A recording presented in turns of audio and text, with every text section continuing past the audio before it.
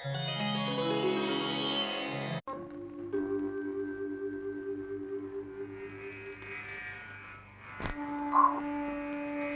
శతకములో శేషప్ప కవి గారు మానవ శరీరం యొక్క అశాశ్వతమైనటువంటి తత్వాన్ని గురించి ఒక చక్కని పద్యం చెప్తారు.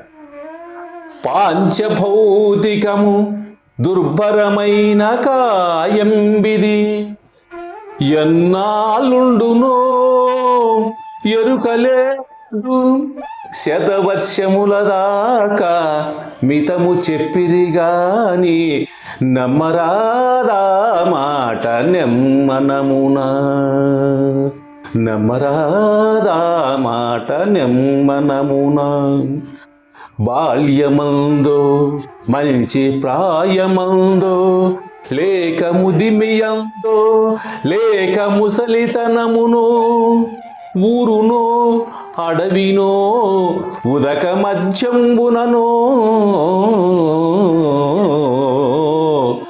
ఎప్పుడో ఏ క్షణంబో మరణమే మరణమే నిశ్చయము, బుద్ధిమంతుడైన దేహములంతలో మిమ్ము తెలియవలెనయా.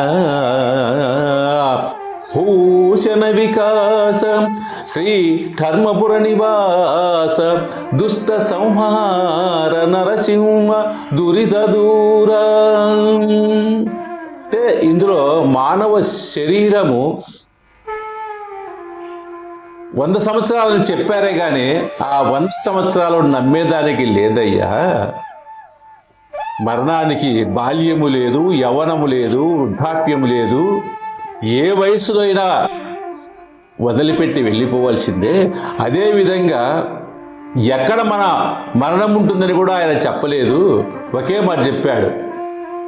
ఆ భూమి మీద అంటాడు, లేకపోతే అరణ్యంలో అంటాడు, లేక ఇంకొక చోట చెప్తాడు.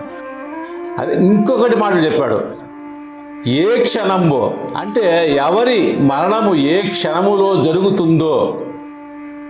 కనుక బుద్ధిమంతుడైన వాడు ఏం చేస్తాడంటే ఉన్నంతలో భగవంతుని యొక్క తత్వాన్ని తెలుసుకొని ముందుకు వెళ్తే వారి జీవితము ఆనందమయంగా ఉంటుంది, ప్రశాంతంగా ఉంటుంది అని ఆ పద్యంలో చెప్పడం జరిగింది.